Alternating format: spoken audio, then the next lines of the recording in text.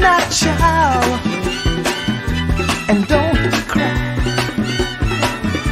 Your folks might understand you by and by.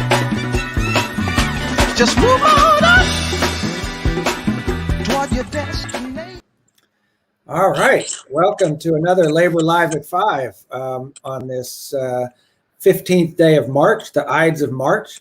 And today is a momentous day for a lot of reasons. There's a lot going on that we're going to get to that we need y'all to weigh in on, that we want to make sure you have information about, as we do here on Labor Live at 5. But today there is a special welcome we want to do to the new Secretary Treasurer of the Texas AFL-CIO, Mr. Leonard Aguilar. Leonard, welcome to Labor Live at 5 and welcome to the Texas AFL-CIO. I appreciate it. Thank you, Rick. Thank you for getting me here. Thank you for the opportunity. This is going to be something new and different. So excited to be a part of it. Yeah. Well, for those that don't know you, Leonard, well, I'll start first because I can do that. Leonard has done a lot of things in the labor movement, and Leonard has a really broad vision about what the labor movement can be in the community and what it can mean to our members, most of all. Leonard, why don't you give people a little sense of where you came from, where you grew up, and how you ended up in this labor movement? Well, it's been over 20 years now that I've been working towards this. Started out, and San Antonio is home, is a hometown.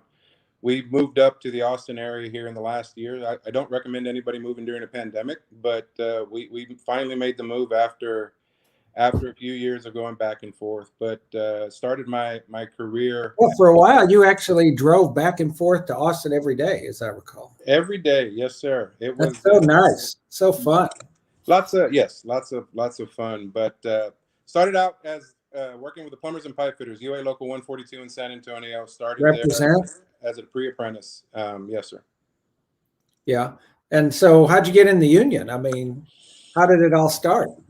A friend of mine, a real good friend of mine growing up, was kind of, I was going back and forth and couldn't really figure out if I wanted to go to college. Tried going to college for a little bit, didn't really like the college scene, and wound up having an opportunity to get into the apprenticeship over at UA Local 142, and was fortunate enough to be accepted into there.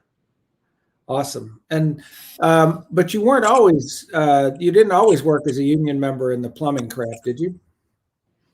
I mean, the majority of my career, yes, sir. I've been in the plumbing trade, yes, sir.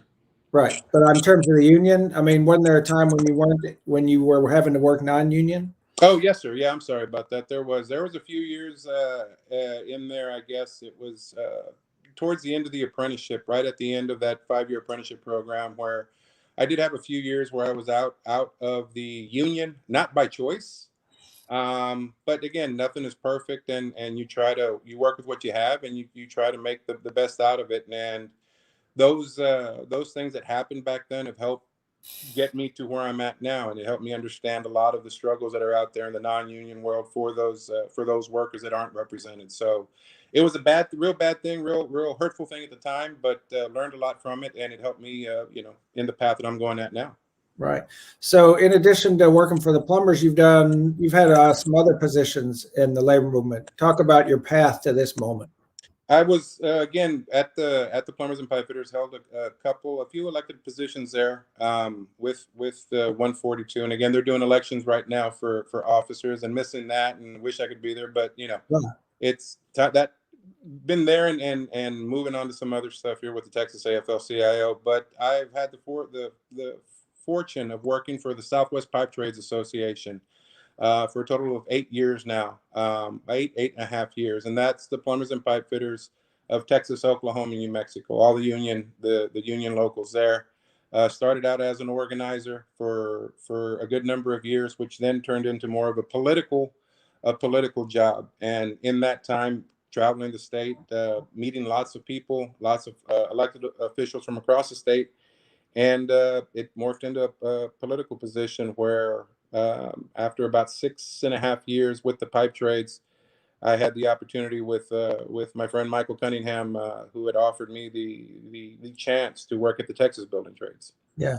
So speaking of Michael Cunningham, for our listeners that know Mike, and you know that Mike was in a really horrible auto accident, was struck head on by a driver on the other side of the road, and actually lost his wife Lorraine, who, if any of you know Mike, knew how close he and Lorraine were. And Mike was in the hospital for quite a while, and now I talked to him, I think, a couple of days ago, and he's home.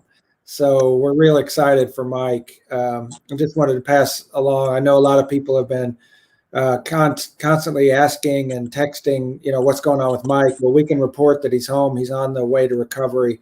It's a little bit of a rough road, but he's heading in the right direction. So that's good news to be able to give. But anyway, so you were working at the building trades? Yes, sir. Working at the building trades, and again, had the great honor of working for the 13 or so crafts at the Texas Building Trades here in Austin, down the hall from you guys here at the AFL, and was a great position, great job. Got to do a lot and learn a lot and meet a lot of great people that I didn't know just because of traveling the state there, I guess you could say, with the building trades, but. Unfortunately, there was some personal issues that came up, and which I had to take a step back, and with my mom and dad back then a few years ago. So everything got, I guess, situated, and excuse me, I'm sorry, but everything got situated, and we've fast forward a few years, and had an opportunity again, take that step back, got back with the pipe trades. They were more than welcome me back in. And now we're here. Yeah, we are. So Leonard, what made you want to do this with the Texas AFL-CIO? What is your vision? What do you see happening as an officer of the Texas AFL-CIO? It's the vision is just to continue the great work that's been started. I mean, I've been running around here for a few years now, and back with Becky, John Patrick, just the folks that have come before me, yourself and Monse, and continue a lot of that great work that y'all have started. But then also, I do have a few ideas of focusing on jobs for our members and those out in the community as well, because I mean, we all know that if somebody has a fair job, a job that pays a fair wage and safe working conditions with benefits, it's going to help secure that family and secure those folks of the state. So definitely looking forward to working for our membership and helping to secure those conditions across the state and those that aren't the members, because if we're able to lift the floor, we're going to bring everybody with us. That's cool. Yeah, well, excited to see where you go with that, Leonard, and excited to be your partner in it. For 1 second, I see Tavita is on here. Tavita, I see that. Were you down organizing in Corpus Christi, Texas? I mean, our sources tell us you were down there raising hell. So give us a chat and let us know what's happening down there. So Leonard, one of the things that I know you've been real involved in legislative stuff, and one of the things that happened last week was the passage of the American Recovery Plan, and just what a big deal that is for workers, who are really suffering under this whole system where people are going to get $1,400 per person, and the typical family of four is going to get $5,600 in relief payments, where like more than 10 million people are actually going to be lifted up out of poverty, and child poverty is going to be cut in half. Child tax credit expanded, health insurance premiums are going to come down, way down for folks as a result of this bill. And I just think that, elections have consequences, and the fact that Joe Biden has made serving working people and putting unions in the front of the struggle to do that is really uplifting to me. But when I look across the street here at the Texas Capitol, I don't see that same urgency. I don't see that same effort to help working families. What's your perspective on all that? Well, I mean, it's showing there on the screen. You can see the graphic that's up. I mean, everything that's been done and what hasn't been done. And I mean, everything that you listed is a positive that needs to be done to help those working families. And what's happening across the street is unfortunate. getting caught up in the politics and trying to play politics on a lot of these issues. And when people are suffering and people are struggling, when we have those lines that are at the food banks, and we have people that are having problems with employment, just not having a job to go to because of the situation that we're in. Any help that's going to be on the positive for working people is going to be is much needed. And we got to try to find a way to make everybody understand that, and keep repeating that, and keep getting that message out there for everybody to hopefully jump on board, because these are good things that are happening for Texans, and good things that can continue to happen if we work together. So hopefully we can get that to happen. Yeah, when you look at the list of things that particularly have happened at the federal level, the payments to workers, expanding unemployment insurance, helping local governments, helping open public schools safely, workplace safety and healthcare. It's all. Hold on one second. I'm having an issue with the mic here. Hopefully that's better. Is that better? So, and you see all those things that have been done at the federal level, and over here in Austin, we see things like they're still filing bills to take away public employees' dues checkoff. They're still trying to interfere with plumbers' licensing, of all the things, given what we've just been through.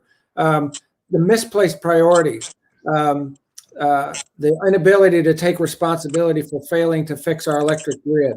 The contrast is so dramatic, and we have a lot of work to do here in Texas.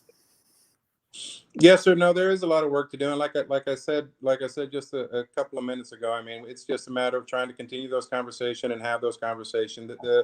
The biggest thing we can do is, or not the biggest thing, but one of the things we can do is continue to reach out to our electeds and continue to have those conversations and let them know where we stand on whatever the issue is, because they're all important, and some more important than others depending on who you are. But just doing that and making sure that message is heard, and getting that message out there to those electeds, because that is what we're supposed to do. That's what they're supposed to do. They represent us, and if we can get that message to them, and hopefully they can in turn start taking care of the issues that are out there. Yes, sir. Yeah. So next week we're going to be talking about the things that people can do. Next week is going to be actually a special edition of the Labor Live at 5, as we turn over our show to the Texas Women's Committee in honor of Women's History Month. But in the next coming weeks, we're going to be rolling out a program that we urge you to get in touch with your CLCs to learn about. We're going to be talking about it at a big meeting for all the CLCs tomorrow, and to give people an idea of how they can weigh in the Capitol. Usually we'd be walking the halls, we'd be having lobby days, we'd be bringing people in by the busload to talk to their representatives. We got to do that a different way this time. So keep your eye open for that. You can click on this link that Mark's putting up in the comments to sign up to get information as we put the pressure on Texas leaders to show up for working families, and not just to continue to pad their own nest. So please check that out. Please stay in touch with your labor council. Please stay in touch with us. And you can find us anywhere that social media is going on. And we got a lot to do to make government work for Texas families. So Leonard, welcome to the Texas AFL-CIO. So far, it's your first day. Like, how's it going? Like, how's it been so far? I mean, it's been good. It's been good. It's a lot to try to keep up with, but we're gonna get it done. But well, again, I'm looking forward to it. I don't even see anything on the walls. I mean, you've been working so hard that you haven't been able to stop and put up a picture or something like that? No, sir, not at all. We don't have time for that. We're working hard for the members of the Texas AFL-CIO right now. Very good. All right. Well, we'll see what we can. If I can, just real quick, Yeah. if I can, just want to say thanks to everybody that has been supportive throughout, and especially wouldn't be here without the family. So with the wife and the girls, we love you, and hope everybody's doing okay.